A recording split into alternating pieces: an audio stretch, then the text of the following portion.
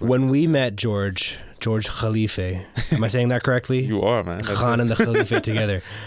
When we last met, it was at the League of Innovators event. Yeah. And I told you about this movie that I'd watched recently. It was Rush.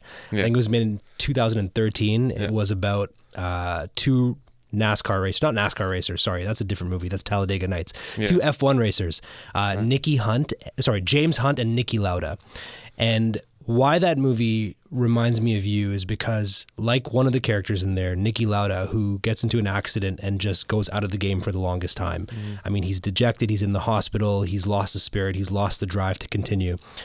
I felt like that for most of 2018, I'd say. I think after publishing my book, I experienced this sort of complete relinquishing of the spirit, of the drive to keep going. I think I actually experienced writer's block for the first time, and I feel like I sat out most of 2018.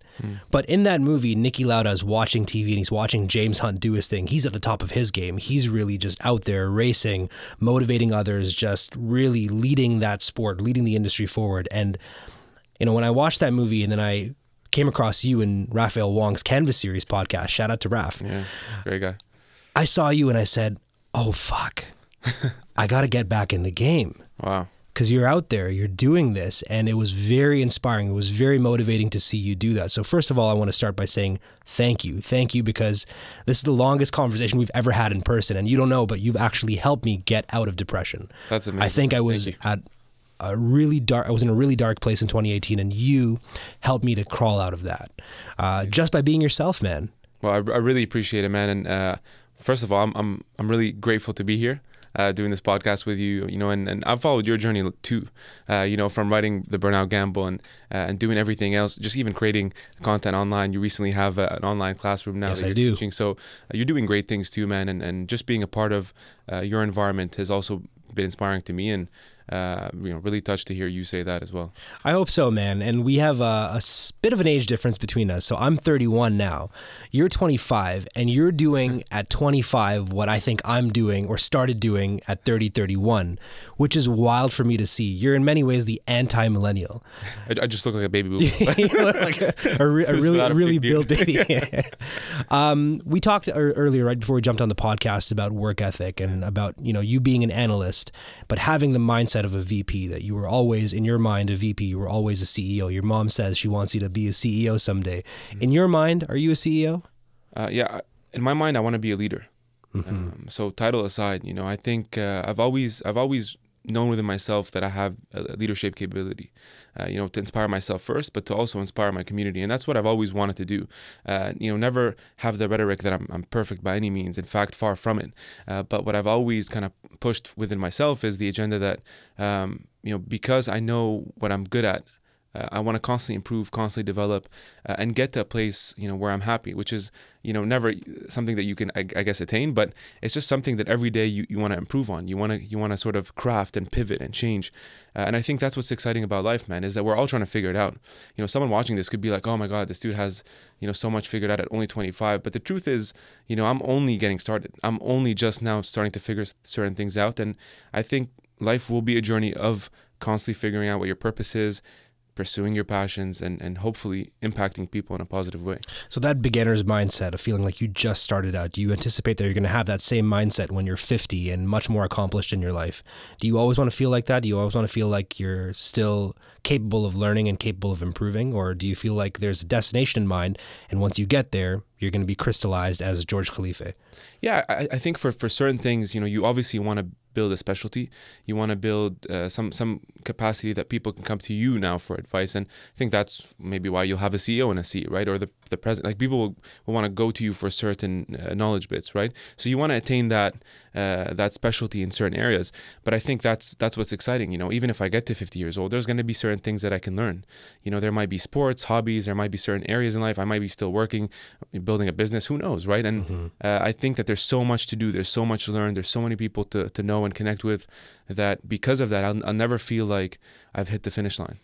That's super interesting. And you touched upon something earlier, and that's, you know, you got me thinking about people who want to become public speakers. Like, you do quite a bit of speaking yourself. I'm a public speaker. I do quite a bit of speaking myself as well.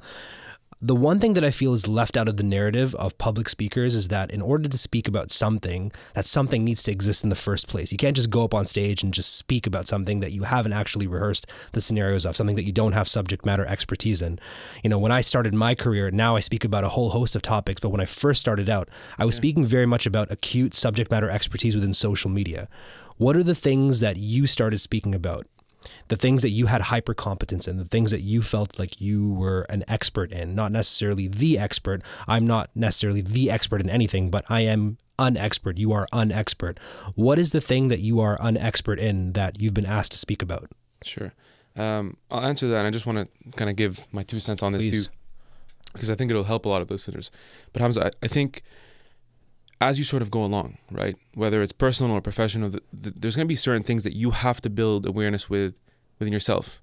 You know, you have to pay attention to the things that you're good at. And sometimes it might take your friends, your family, you know, your environment, your close network to tell you, hey, Hamza, like, did you know like how good of a networker you are, or how easy it is for you to connect with people? Like I had that told to me, and to be frank with you, like after university, I didn't understand the concept of networking. I didn't think it was a formal concept. You know, like, oh, you network so easy. I'm like, network? What are you talking about? You know, like, I just have Lebanese DNA, you know, like, we're Middle Eastern. And then, like, it just comes naturally. We just hug and kiss everyone, right? Yeah. 3 kisses on the cheek and let's go, baby. But I think, a lot of times you might be open to these concepts. And then you start, you know, flirting with the idea that, you know, I might have a strength in this. So let me expose it further. Let me see what happens.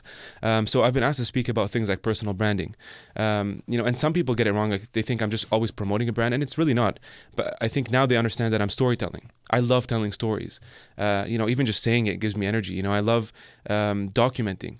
As I go through life, you know, the personal, the professional, I want to show people the day-to-day, from the good, the bad. You know, if for example, something happens at work that isn't so good, I want to share that. And I want to be as raw and genuine, because I think really that's the power of social media, and I want to leverage it to create a positive impact. So that's one. Another thing is marketing, sales. You know, I think that's something I've been really focusing on building within myself. So I always knew I was extroverted, always knew I was good with people. But even sales, for example, was a skill that I didn't think you can develop, or there was a science behind it until recently. And that humbled me a lot, because I always thought like I was a good salesperson until I started taking like a course and formalizing it. I'm like, shit, man, like I'm a terrible There's salesperson. gaps in the game. Yeah. This whole thing was improv. Like, yeah. I got to start putting structure to this thing, and so a structure to the system. So I think that's that. For people listening though, you know, if you want to start speaking and you want to start building these opportunities, we spoke about this offline. You have so many opportunities. You all have, you know, very interesting stories. You just don't realize it. I love when a student calls me and says, George, I have an interview tomorrow. I just don't know what to say. So I look at them and I'm, how can you say that? You don't know what to say? Man, you're 24, you're 25, you're 20. You mean tell me in your 20 years, there's nothing exciting that has happened? There is. You just don't know maybe how to formulate it, one, or two, you might not have the confidence enough to expose it. And so, anyways, a little off topic. I just think that everybody has a creative story. Everybody has something interesting to say. Let's go back to that confidence piece in just a second. I want to say, first of all, that you've cracked what I think is the formula for wild success, which is hyper-competence, the first component, something that you're really fucking good at. And then the second is wild generosity. So you're willing to give away all of that competence. Yeah. So you're really good at personal branding, networking, all of the respective things that you do, whether it's with Sampford or BookBack app, and we'll talk all about that, but you're not content with just keeping it for yourself. You actively give it away. And I think one of the mediums that you use to give it away very generously on is LinkedIn. At first, when I first connected with you on LinkedIn, you were doing what one of my friends called broetry, which is writing these sort of like long form, prosaic quotes and stories on LinkedIn. And, you know, there's a lot of that on my feed, but the ones that come from you, because I'm now familiar with you and your story, I can tell it's coming from a place of not just heart, but also confidence. You're giving it away knowing that if I were to question you on anything that you write about, you'd be able to answer back with absolute confidence. Where does your confidence come from? Because I'll tell you personally, I have no natural confidence. I have to crowdsource all of it and develop it by looking back into the repository of things that Hamza has done to build on, you know, a sort of shell of confidence that I then wear when I'm on stage, or even now in this podcast. Where does your podcast? Where does your podcast naturally come from? Where does your confidence naturally come from? Yeah, man, that's a good question, and I'm gonna be honest in certain segments. Please, man. As we sort of talk about the challenges, but also the good parts of it, I wasn't always confident. You know? I don't believe that for 1 second, man. I wish you knew me back in grade 5 when I was fat with a mushroom crab, baby. You know. And this was back in Lebanon, eh? It was actually here. I lived in Saudi for 10 years. Oh shit! I started off in French, and when I came to Canada, I didn't know English very well. I mean, I was still kind of getting into the system, even just adapting to a new culture. Yeah. And going to middle school and stuff, it was really different for me. Also struggling with being overweight, and then the later stages of high school, it becomes more difficult, as I'm sure you know, and it's with different groups and peer pressures and stuff. So I never had internal confidence. As my younger self, I would say, I think confidence was something I just had to build in many different ways. So, for example, in grade 5, I always share the story, but if someone's listening, they might not have heard it. Giving a presentation didn't go well at all. I was stuttering, sweating, the whole 9 yards. A teacher comes up to me, and I guess she was trying to be nice in certain areas, but she essentially told me that I was, she didn't think that I would ever be a good communicator. She never saw me becoming a good presenter in business, and she told me that, and grade 5, grade 6, those words really pierce, and I took them very personally. So that was one kind of tipping point. The other one is I had a crush on a girl and asked her out. She was a good friend of mine, for the longest time. It's always a romantic interest, man. It was a romantic interest, yeah. And I tried to ask her out, and I finally built the confidence to ask her out, and it just got shattered, and she criticized your bowl cut or something. Yeah, and many other things. Yeah. And she just wasn't into overweight guys, I guess. Oh, but man. And did you have like a thick Lebanese accent at the time as well? Quite thick. Yeah. Quite thick. It was pretty fresh. Yeah, pretty fresh. But I think these things, like looking back, obviously they hurt me then. I'm not trying to be humorous, but I think those tipping points really helped me, take a really clear and honest look at myself and say, okay, I might not get confidence from the external world in different areas. I'm going to have to build confidence within myself. What do I have within me, that I'm not only confident, but I'm happy, man. Like, I'm happy to show you what I've been through. And I want to tell this to a lot of people, but this is why I say when you think and reflect back on your story, you might have had times, and everybody has, dude. I can't tell you the times where I've cried, I've like buried my head in the pillow and I was disappointed. But it's me overcoming these things and knowing that there's like a brighter day, as cheesy as it sounds. Mm-hmm. I know that there's there's something better. There's light at the end of the tunnel. And because of those repeated experiences, I can look back and say, man, I'm hard. I have tough skin. You think your word is going to hurt me. You think that, your backlash is going to hurt me. So I think that comes with maturity. Number 2, this is the problem with social media, but people see demos. You understand? Like, what do you mean demos?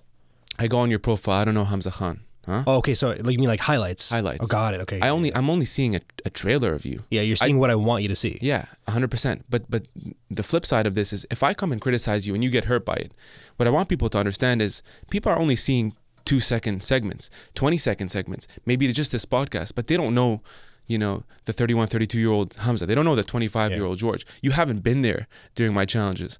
So you think I'm going to stop now just because you said something that hurts me? Hell no. And I think that's where the confidence comes from. And I think, so maturity is one, going through these experiences, but then doing things that, man, it's really just a mindset. I swear to you, dude, like when you tap into your mind and you figure out how to overcome these things. And I think by doing certain things, jumping out of a plane, diving with sharks or whales, sure, that for me works. It puts me on edge. Mm-hmm. And why I do these things is because I'm always scared to do them. I'm scared shitless, man. I have a YouTube video of me skydiving. You can look at my face. I was not confident then, man. You're sweating just like you were back in doing that presentation, man. It's crazy. I was scared. But when I did it and I landed, now I can step into a conference room, deliver a presentation. You think I'm going to be scared? No, not at all. No. Bro, let's talk about skydiving real quick. There's so much I want to touch on over there. I skydove. I skydove maybe 4 or 5 years ago. Yeah. When people ask me how that was, I say without a doubt that was the scariest thing I've ever done. I can't even describe it. There's nothing that has come close to the level of fear and adrenaline that comes from when you're standing at the edge of the plane and you're looking down and you see just these small little lines which are actually full-blown highway roads. And the asshole behind me is like 3, 2, and then he just kicks me off at 2. And I jumped off, and every store of adrenaline in my body kicked in. And once I landed, I felt extremely grateful for having done that experience. Yeah. So back to what you said about doing difficult things, I do believe that that is part of evolution. That's part of growth. You have to voluntarily do difficult things. If you want to grow, if you want to evolve, if you want to face whatever is facing you nonetheless, you have to willingly confront it, whatever that is. So you had those moments that you described throughout your entire Odyssey, moments that I would say are, I never want to feel like that again moments. You know, when the girl rejected you, you never want to feel like that again. So you willingly, voluntarily did difficult things. You went to the gym every single day. You worked on your fitness, your wardrobe, your confidence, your speech, all of that to never feel like that again. Professionally speaking, was there a moment in your life, in your career, where you felt a way that you never want to feel again? A moment where you felt ashamed, where you felt broken, dejected, belittled, and you said to yourself, never again, and you worked hard to overcome that. What was that? Yeah, many times, to be honest. And let me just say something. I think if you're not stretching yourself to the point where you don't feel these things, you're not stretching yourself enough. Huh? This is the way life works. And I think if you don't feel failure, if you don't feel... it's almost like, for example, when you exercise, if you don't feel that burnout, it might not be a good thing. This might be bro science, but yeah. I'm just talking mindset wise. Like, sure, if you don't get to that point where you're like literally exhausted, about to throw up, how do you know your limit? Yeah. And if you're always going to do 10 minutes on a treadmill and get out without a sweat, you know. If you do what you've always done, you'll get what you've always got, right? There you go, my man. So I just want to say that for one. And I think that's why it's important as a segue. Professionally speaking, man, I'll give you an example. In third year of university, I worked at GE, General Electric, and I enrolled in their financial management program, FMP, one of their best leadership programs. And if you make it in your fourth year, you then go into a 2-year program, and you go into their different divisions, you travel. It's like rotational leadership. Yeah. Okay. And at the time, sweet, life opportunity of a lifetime, man. Great company to work for too, Fortune 500 at the time. Yeah. Sorry, it was one of the largest companies within the the longest standing Fortune 500 company too. That's right. I mean, led by Jack Welch previously. Like it had an amazing story for sure. You know, so I go through the summer, but throughout the summer I was really pissed off at myself. I was doing a lot of things that I wasn't just good at. I didn't have also the academic or the technical skills. It was mostly cost accounting, FP&A, and I came from more of an investment finance background, but DNA wise, I'm client facing. And that was soul sucking for me, man. And I'm like, I'm looking at myself and I'm looking at other interns. I'm like, why are they doing so well? Like, why is it so easy for them? And I'm sitting here and I can't even get through this model. You know, I can't get through this spreadsheet. Like, what is, and I'm working my ass off, dude. I'm staying late. I'm working on the weekends. I swear to you, I remember this. I hope you believe me on this, but 100%, man. I'm literally driving back from work, and I just remember on a red light. You know when you ever have a moment when you just scream at the top of your lungs? Oh yeah. Like you're just so fucking. It was last week. Yeah, you know, and it was one of those where, thank God, my windows were up, but like, I was just so disappointed, man, because for the first time I almost felt like not only a failure, but I felt like I couldn't get out of it. You know, and it was tough to go back the next day and try to give it my 100, but still get rejected or something happen. Summer finishes, they didn't extend me an offer. So how do you think I felt? You know, obviously I'm sitting there. That's akin to being fired, basically, right? Yeah. They're like, sorry, like, look, we love you, great personality. We know you did great. You know, manager had great things to say, but we didn't renew your contract. Yeah, it didn't work out. This might not be your future. And so, you know, I'm sitting there obviously in third year, and I think for a lot of people when that happens, you know, you feel like the whole world is tumbling down. But this is where perspective is important. You know, my family's still healthy, thank God. I'm still healthy. I still have great friends. I have a head on my shoulder, and I have faith. I know something's going to work. I know I take this work ethic that I have, some door is going to open. And today I was listening to TD Jakes. Shout out to Bishop TD Jakes, my man. Shout out to Bishop TD Jakes. I listen to this even in the gym sometimes when I need an ask. Same here. You know, and he was saying, sometimes you see a door shut and you think that it's a negative, but sometimes a door shut is preventing you from going down the wrong path, so that a door opens, right? One that you're supposed to go through. And you're so focused on the one that's shut because you think that was planned, you know, but in fact, it kind of geared you off the wrong side. So that perspective allowed me to adjust and think, you know what am I meant for? I started asking the right questions. What am I supposed to do? And just because I'm not going down the path that everybody wants or thinks that, you know, this is the smart way of doing it, I'm going to create my own path. And eventually people are going to follow suit. I love that a lot, man. And success is a motherfucker, man. Like when you succeed, when you get what you want, I love it. It's confusing. I published that book and I was like, oh, what do I do now? Like, I did the thing that I've dreamed of doing. I don't actually know what to do next. And I think that was a big contributor to the depression, which was just that lack of direction, lack of knowing where to go. And I think I'd much rather operate as an underdog. I'd much rather have repeated failures. I'd much rather have adversity at all times at varying degrees that will allow me to have a better sense of how I don't want to feel so that I can maneuver differently. Because I don't do a good job of knowing where I want to go.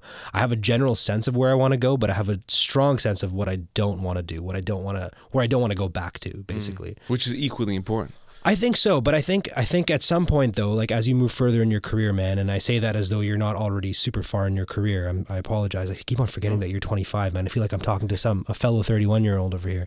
But I think at my stage in my career right now, how I do things is more important than what I do. And I think that people are looking for a different sort of output from me. How do you deal with external pressures? How do you deal with, because you're out there. I mean, your whole life is available for criticism and viewing. I mean, you document everything. You do a really good job of what I think Gary Vee has dubbed the documenting approach to telling your story online. You don't create content as much as you just document what you already do. How do you prevent yourself from listening to outside voices that might not have your best interest at heart and just stay on the George Khalife path? I just know what's right for me. What is right for you? Documenting experiences, sharing stories. And by the way, as much as there might be flack, hate, doubt, whatever, there is equally a portion of people that give such good feedback. People who give me opportunities like you just did on this podcast because of things like that. Someone who hits me up and says, even if it's one, I can get 50 hate mails. Not that it happens, but even if I did, I can get one person saying, George, dude, I just got to tell you, man, I woke up on the wrong side of the bed today. I didn't feel like I wanted to get out, go to the gym, and you just pumped me up. For a lot of people, that might not mean much. To me, that's my biggest currency. Because you see, aside from like work and money, it's never going to give me the same sense of fulfillment. At least I feel like, something I did today, because I have a choice. When I wake up in the morning, life is not always perfect, picture perfect for you. I don't think that if I'm sitting here, like everything, there's a lot going on, dude, in everybody's lives. And you got to understand that. Not for those listening, I mean. For sure. And so when you interact with someone and they might say something, there might be something deeper that they're not telling you. An insecurity, they might be getting that same hate from someone else. So I think back to that leadership concept, I have the choice of listening to it and belittling myself to the point where I don't put something out because I'm scared of what people might think, or I can continuously work on myself and genuinely put out things that I feel will be positive for people. Now, it's not for everybody, and I understand that. You want to take inspiration from it, please do. If you don't, someone will. You understand? I'm not here to please 7 billion people. If I was, I'd sell ice cream,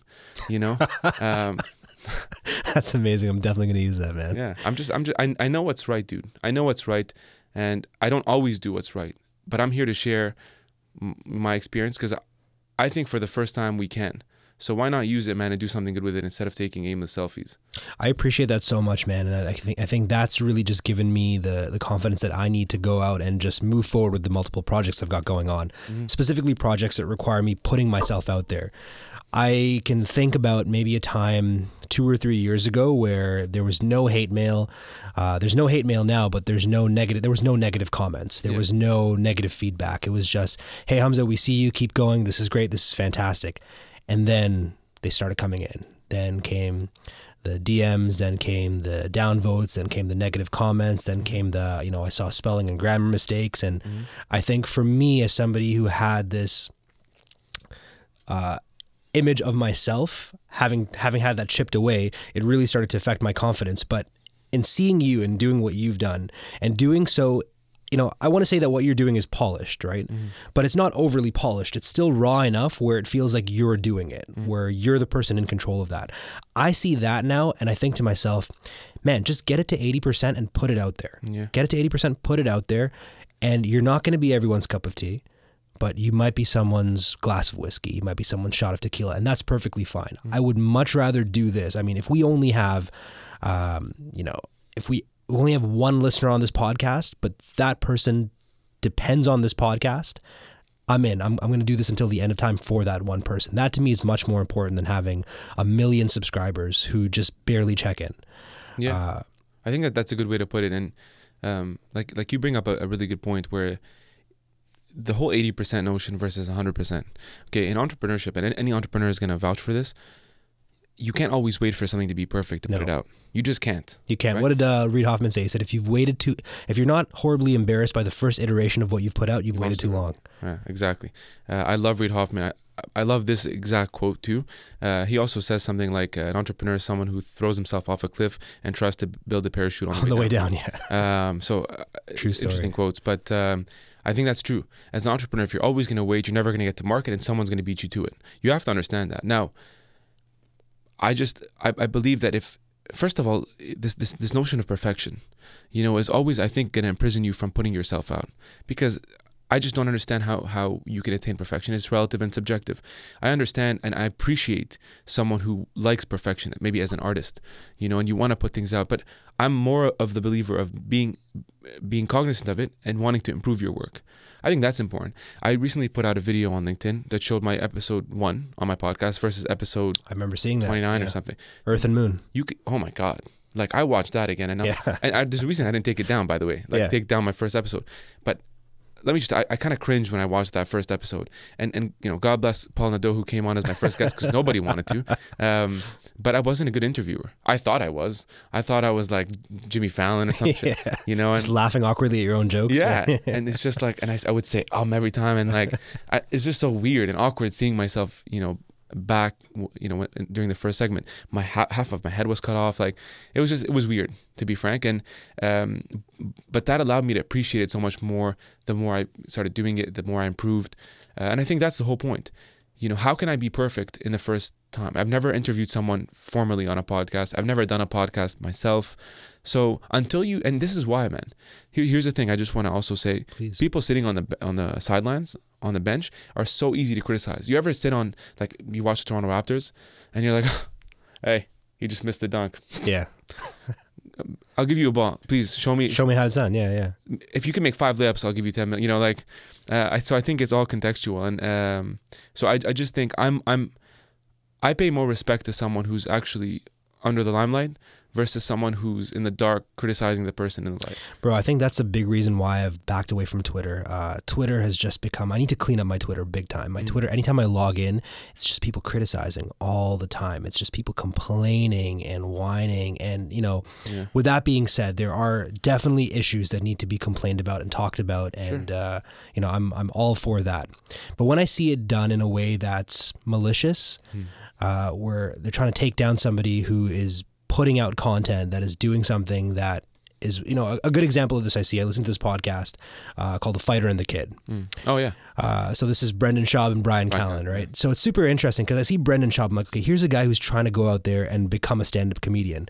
All of the listeners, oh my goodness, I'm like, you have to be made of Teflon to not see that and to keep on going. Because if that was me, I would have been crying. I would have shut down a long time ago. I would have said, I'm never podcasting again. So at my level right now, I'm thinking about how if and when that happens, I'm assuming that it will happen. In the back of my mind, I'm like, we will get to a point where the podcast is big enough, where the network, the empire is big enough, where there's some bona fide haters, some people that are actively trying to shut us down. Am I prepared for that mentally? And I don't know yet. So I guess my question for you is, how do you continue to build mental fortitude? Because you've got the physical fortitude, you've got the defenses up as far as building your empire is concerned, but how do you stay mentally strong? Yeah. You do a lot of reading.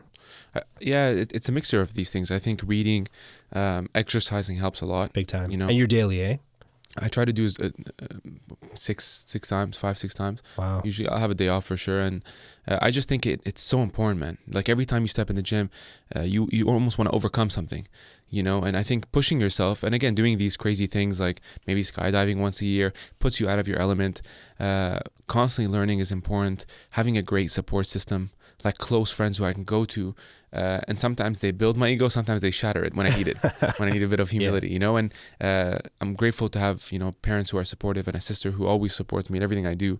So I'm lucky to have these things. I don't take that they're a privilege, but I think it's almost like a muscle. You have to hone this muscle every single day. I feel weak. I have weak moments during the day too.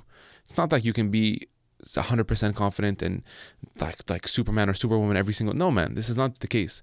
And I think when I have these kind of doubts or whatever, I'll listen to maybe like a TD Jakes or E.T. the hip hop preacher. Yep. I need like sometimes a kick, you know, a spark. Sometimes I go back to my why. It might be just even like in the shower. I'm like, fuck, you know, really, like you're gonna let that bring you down, you know? Sometimes I'll go back to people who send me nice notes, you know. So I think it's important just to always be reflective and to look at the greater scheme of things. You know, your podcast, if it's one episode, you might have said something, you know, it was maybe the theme, it was the person you're interviewing. It's fine, man. Not everything has to be 100%, 100 likes. In fact, something good will never be that. That's your indication. I wouldn't want, you know, my podcast to always be liked or not quite. I embrace those questions, but come and be constructive. If you're just going to hate for no reason, and I'll just one ear out the other. That's it. So that's fine. And I think over time, dude, you'll just build that. It's not something that just comes overnight. I think that's just part of having a growth mindset. Like throughout the time that we've been recording this podcast, I've mentally engaged with some moments where I did things that I wish I didn't do. Yeah. Like little ticks and words that I added and gestures that I feel like if I had a chance to do over again, I would do much differently. But the difference is now I don't dwell on them as much as I used to. Before, I used to be self-critical to the point of paralysis. Now it's just like, oh, okay, I messed up. It's all good. There's going to be episode 2. There's going to be episode 200. There's going to be episode 2000. We're going to get better at this. Yeah. And understand that, you know, this is no different than going to the gym and doing one rep. Yeah. This is just one rep. You know, something too, I'm just thinking of even my girlfriend Maria reminds me of, she's studying neuroscience. She's doing her PSI in neuroscience. Bro, and power couple here. Yeah, it's interesting though. Sometimes I have to be, you know. Anchor and the brain surgeon, man. Exactly. She's the brains, man. But she, like every time I'll come to her with a problem, you know, or something happens and I'm like, we're kind of talking through it. She'll always ask me like, why do you feel this way? You know, and it sounds very simple, but she just asked me like think deeply about why are you getting triggered? What is the real reason? Be honest. Don't tell me. Maybe write it down. You know, tell me the reason why you're feeling. Okay, so you put a story, someone didn't like it. Why are you feeling? Is it because there's a bit of insecurity? Huh? Give me the deep, like, get to the core, because you're not going to fix it. If you go and delete that story now, you're only adding fuel to the fire. Right. Huh? So what's that core? What's that core weakness that's you know, pushing you towards that edge? And it's very difficult. I'll give you an exercise. Sit in a room that's dark for 20 minutes in silence. That's terrifying, bro. It's terrifying. a nightmare. Yeah. For all us millennials, man. What, you're telling me I can't go on YouTube? I can't put Netflix or be alone with my Headspace? thoughts? That's what kind of shit is that, bro? some dark Black Mirror Bandersnatch shit. Holy man. You know, it's so true, man. The phrase that I keep on kicking around in my head is the things you choose not to face will face you nonetheless. And so right now in your life, in my life, certainly there's things that I'm choosing not to face, right? There's difficulties that I need to overcome. There's personal, professional, academic challenges that I need to confront. But I'm not confronting them. Doesn't change the fact that they're still confronting me. They're still looking at me. They're not going anywhere. They're right there. And so for me to improve, for me to get to that next place in life, for me to bust through any plateaus that I'm in, I need to do the difficult thing. I need to confront that thing. And in doing so, become that thing. That makes sense. So a good example of that is I'm very insecure about my academic credentials. Okay. You know, I say that as we're recording right here in Ryerson University in the Allen Slate Radio Institute. I've got a BA, an honors BA, but it's just a BA. I don't have a master's. I don't have a PhD. Every time I go and teach, I'm like, what am I doing? I have no idea why they selected me for this. Like I have to teach a class on Tuesday and I'm going to stand in front of that class and I'm going to conduct myself as though I have a PhD. But at the back of my mind, I'm like, I don't have this. So here's the thing. If I want to overcome that insecurity, it's not going to come from any other way other than just subjecting myself to the academic rigor. I have to, at some point, go do my master's, go do my PhD, or at least do things that are tantamount to achieving the position or the experience that would make me feel like I deserve that. But right now, I don't feel it. And so I have to confront it. And I think what's important here too, and this, I've felt this too, to be frank with you. Like I only have a bachelor's, and especially coming from a finance background in university, you know, everybody wants to go for their CFA. Right away, man. Don't skip a beat. MBA right away. Right? CFA, MBA, no rest. And or like you want to go into investment banking, and to do that you need an MBA, CFA. I got into investment banking without either. Wild. But I'll be frank, I'm on the business development side, so disclaimer, I'm not on the sort of back office valuation side. big props and respect to people who are. Like it takes a technical aptitude to do that. What I'm trying to get to is I found my route doing things that I knew I was good at, but that I can also excel in. And I had to be okay with it. Do I want to be a doctor? Fuck yeah. Can I handle blood and like a broken bone? Hell no. Hell no. I'd faint in like 4 seconds, man. Yeah. You know, and so I'm real with myself. It's okay. You know, and here's the funny part. When you have friends that are in different industries, you're going to recognize that strength. I'll give you an example. Most of my friends are engineers.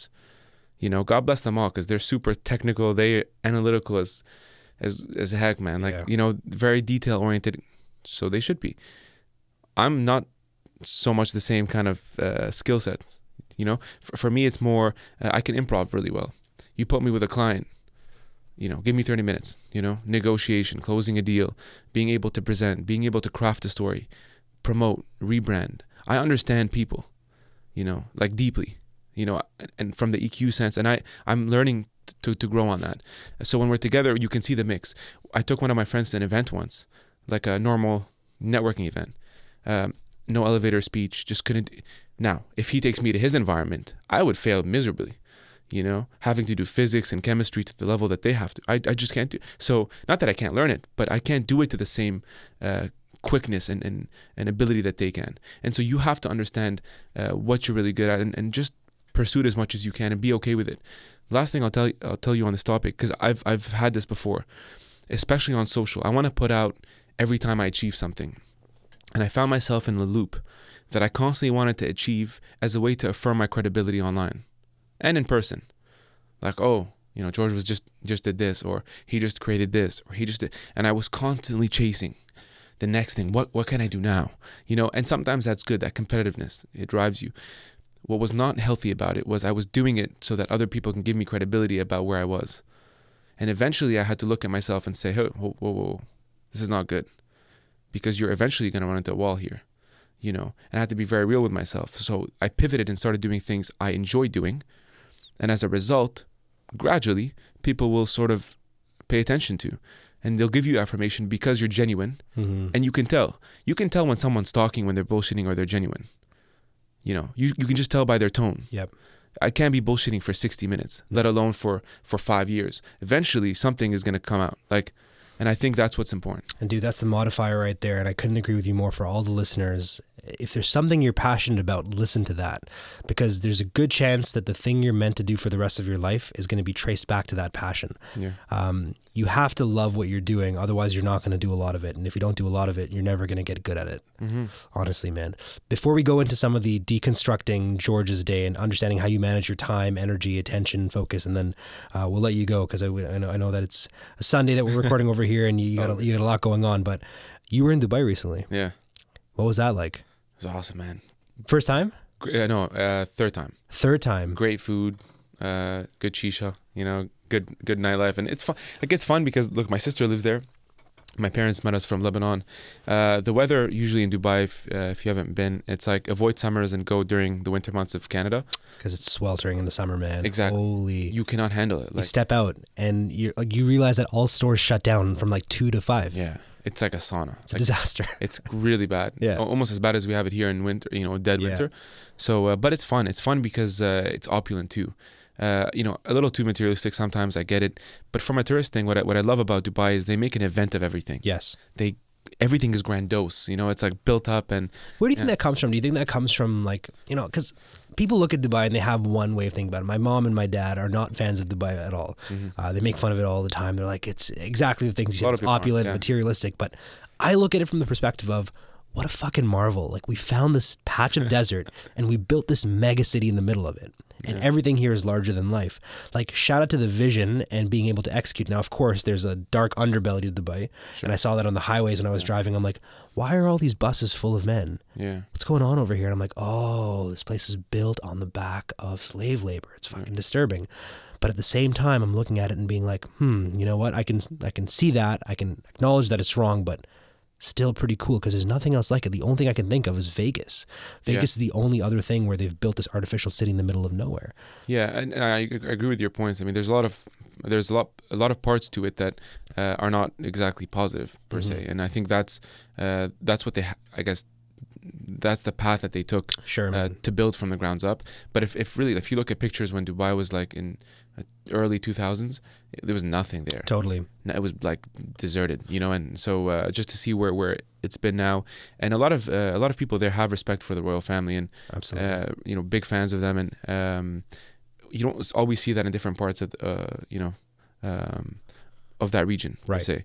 So you know, it's interesting, and you kind of marvel, like as you say, you kind of marvel, but it's also just interesting to see that they took a different path and they saw what we're dealing with now in terms of, you know, commodities and oil, and they were able to diversify much earlier because oil is in Abu Dhabi, and Dubai is really built on tourism, you know, the food scene, the fashion scene.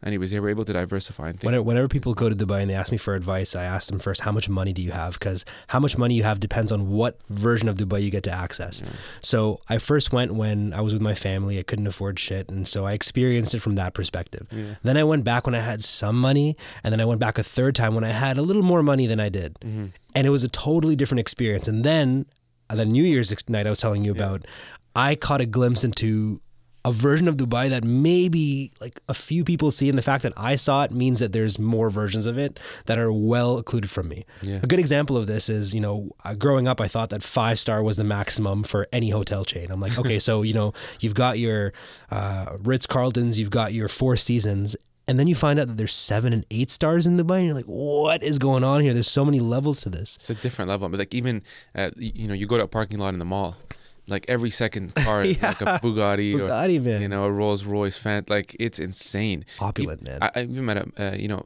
you'll meet people who like live in the Burj, and it's just insane. Like the amount of wealth there. It's also a different kind of wealth. You see what I mean? Like in Toronto, as I know, wealth, for example, is an entrepreneur who sold his business for X amount. You're like, damn, all right, my man. And it's nice because, like, you know, you built from the ground up, and then there it's like, it's just on another level. Yeah, their great-great-grandkids don't have to work, man. It's generational wealth, man. It's insane. George, let's get into deconstructing what makes you you, and understand how you're able to operate at such a high level of performance and get all the things that you've got going on done. So you've got the BookBack app, that's number one. You're a connector with, or sorry, an activator, is it, with League of Innovators? Connector, yeah. A connector. You've got Sampford Advisors, your full-time job. You maintain a very disciplined lifestyle as far as fitness, food is concerned. You travel. You've got an active social life. I mean, somebody looking at your life will say, he's doing things that I want to be able to do. And so let's help those people understand how they can replicate the specific systems, behaviors, mindsets, and habits that get you there. And we'll start by asking about time. How do you currently manage your time? Do you have any apps or tools that you use to keep yourself organized? To be honest, no.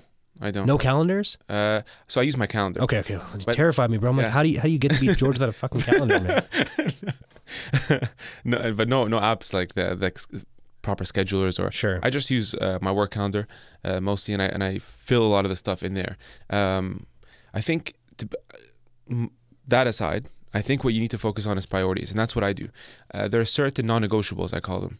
Like working out is a non-negotiable for me. It's something that I have to do during the week. I just know, and I have to fit it in. And because I've done it now for many years, it's almost like intuitive. I just know where to fit it.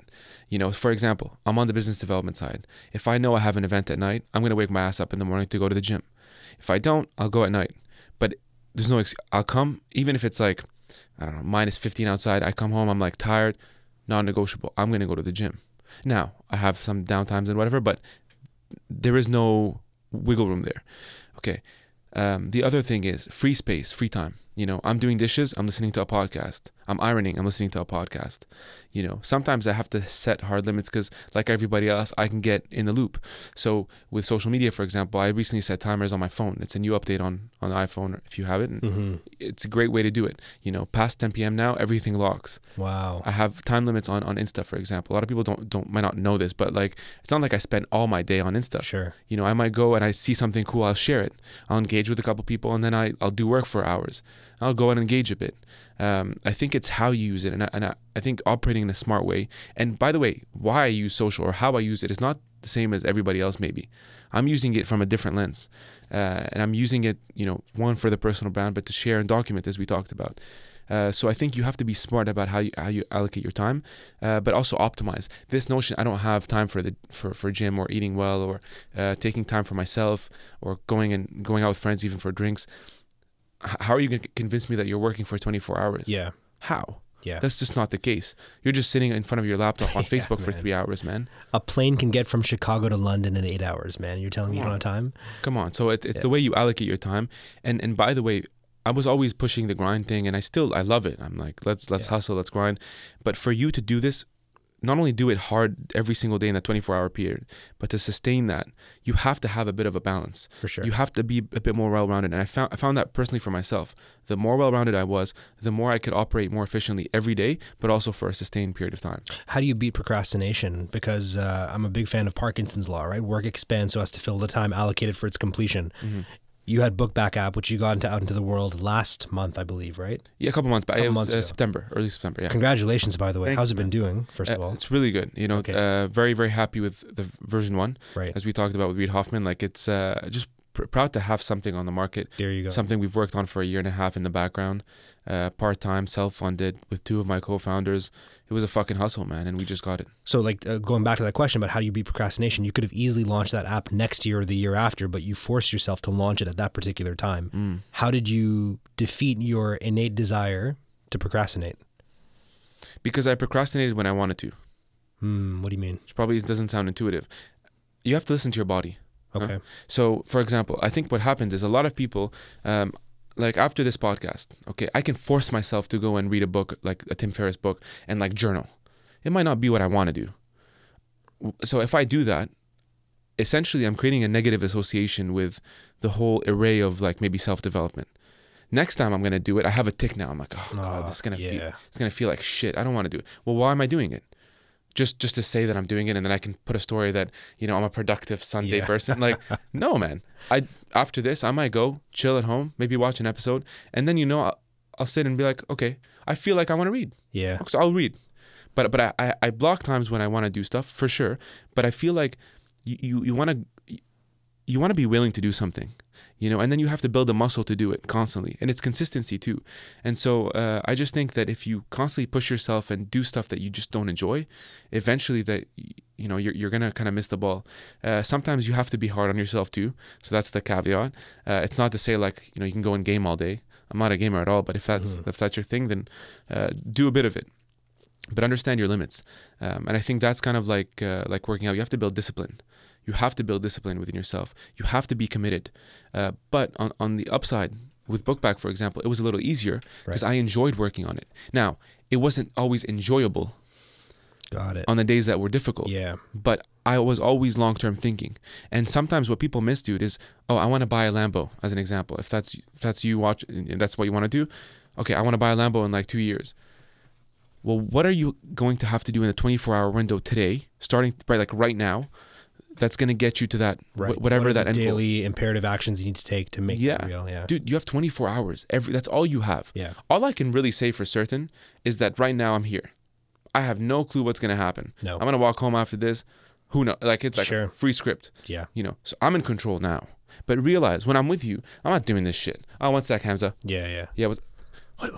I'm like jittery. And did you see me once? I turn everything off. Yeah. So when I'm with you, I'm giving you 120%. That's what I can give you right now because I'm here. I showed up. You know, you wanted me on a Sunday. Let's go. Boom. Now you ask me questions. I'm full script. Yeah. I'm not hiding anything. No. You know, I'm going to give you everything I have for whoever's listening. And the listeners appreciate that, man. Trust me. Right. And so I think that's how you beat procrastination. I think because of that, now I'm fired up. You see, this is giving me energy because even though you're asking me questions, I'm having to reflect on myself. Now I'm going to go back, you know, home. Maybe I'm going to take a bit of a chill period. Yeah. And then I might, before bed, I'm going to be like, okay, I might do something that I enjoy, that I feel I'm productive in. So interesting, man. I went to school with this guy named Fazan, one of my best friends, man. Shout out to Faze if you're listening to this. He had this weird way of studying. He would just procrastinate for as long as humanly possible until he got so bored that he had to force himself to do the elastic opposite of getting bored. Yeah. I mean, he would for maybe like 10 hours a day just be on Reddit, be on social media, watch movies and whatnot. And then at the nth hour, something would switch and he'd be like, oh shit, I don't have a lot of time to get this essay done. And boom, he would just bang it out real quick. I found myself into a bit of a funk recently where, you know, I've been sick, I've been battling this cold, but I've been working on a keynote. and I just can't apply myself for 8, 10, 16 hours a day. So what I'm forcing myself to do is watch a movie, get actually bored and feel that, and then go back and do it. But also it just happens to be correlated with the type of work that I'm doing. It's creative work. Yeah. And so I think that boredom is a good precursor to being creative. Switching gears to energy a little bit. I slipped up recently, man.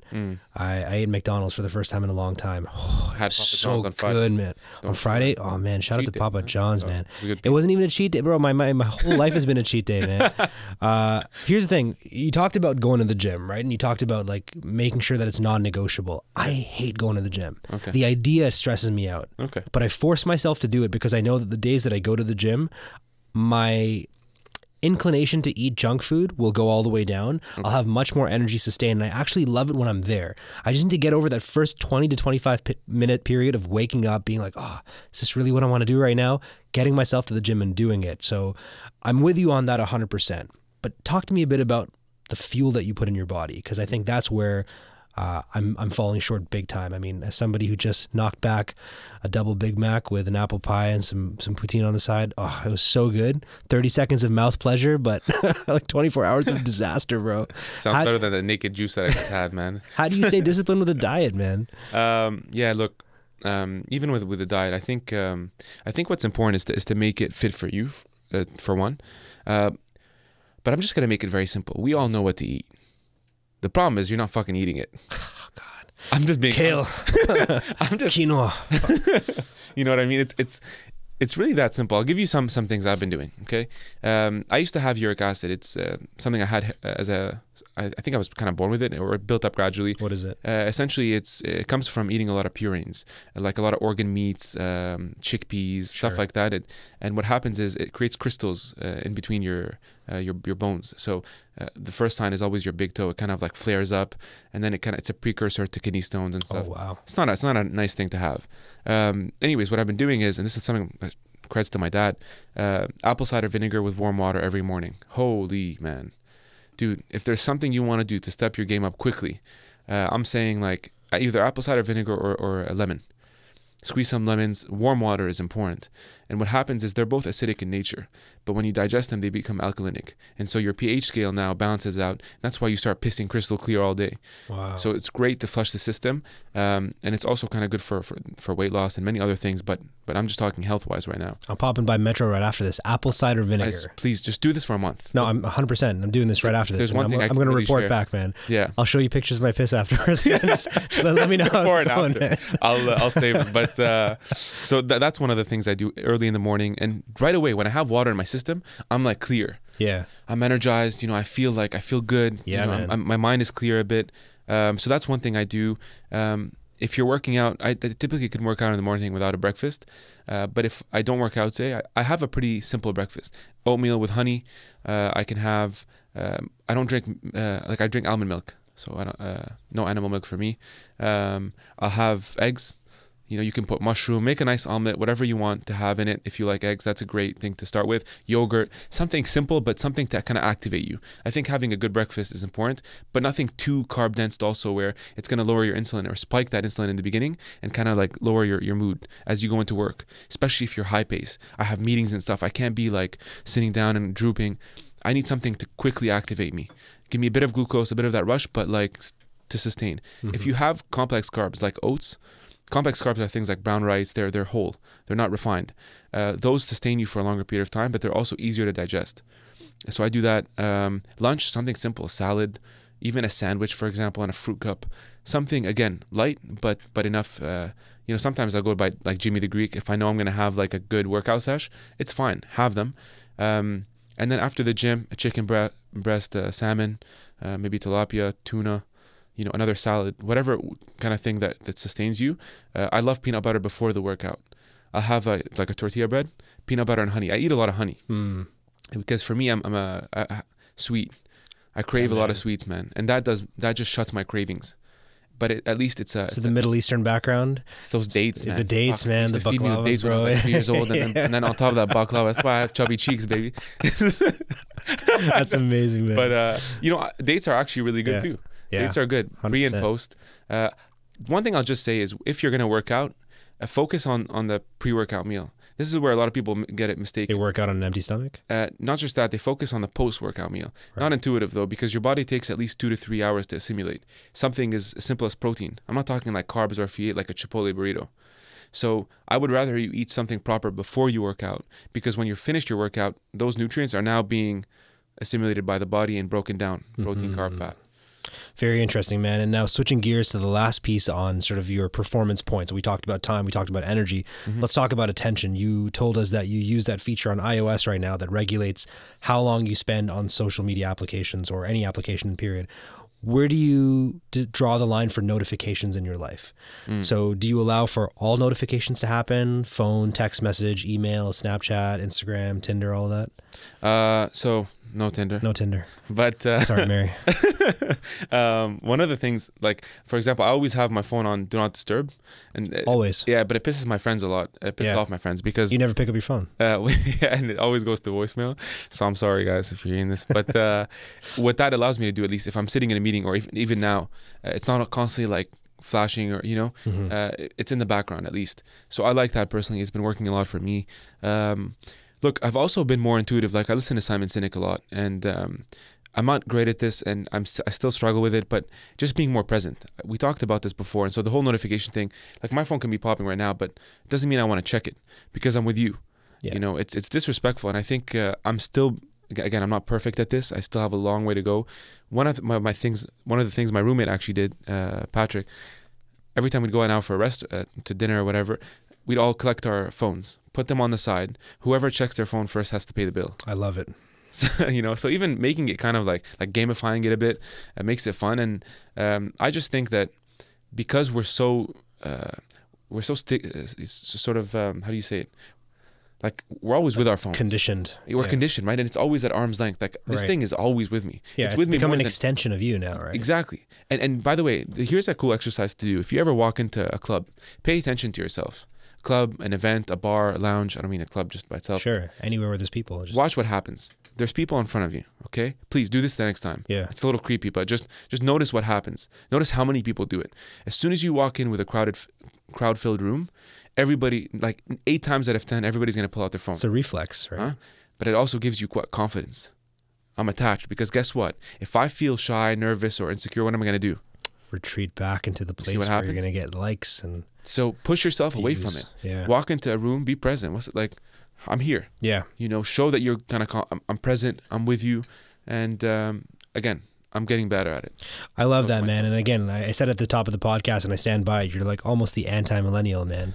I think about my sister, like my sister and I, we have great conversations, but whenever we're hanging out together, it's always mediated by the phone. Like she's always on her phone. Younger or older? Younger. Okay.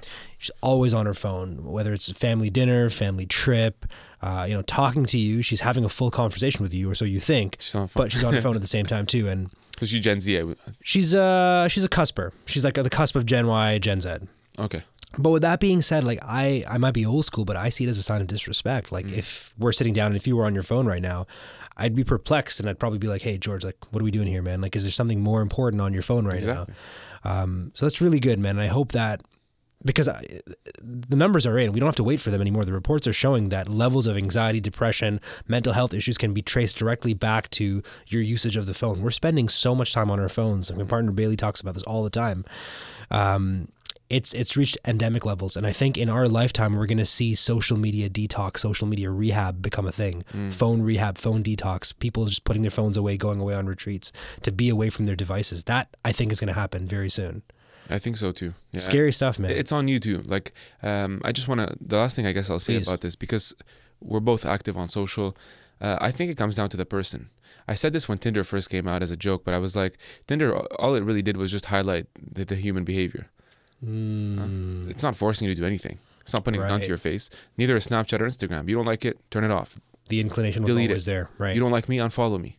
So if you're forcing yourself to follow someone maybe you don't like, or who's putting you down, or is like at the end of the day, there's a lot of things you are in control over, but you're kind of shutting off because you're feeding into the system. So I'm not neglecting that social media doesn't have challenges and weaknesses and things that are kind of leading to anxiety, even suicide, to be honest, which is very difficult to look at. But but I think it's also part ways with us. So it's kind of a 50-50. It's a bargain. And I think if you at least try to use it for good, you're just going to reap the betterment of it. And it's on you to put controls like anything, man. You drink too much of water, it can be toxic. Don't forget that. George Khalife, ladies and gentlemen. Wow, this is just the tip of the iceberg. I mean, guest numero uno.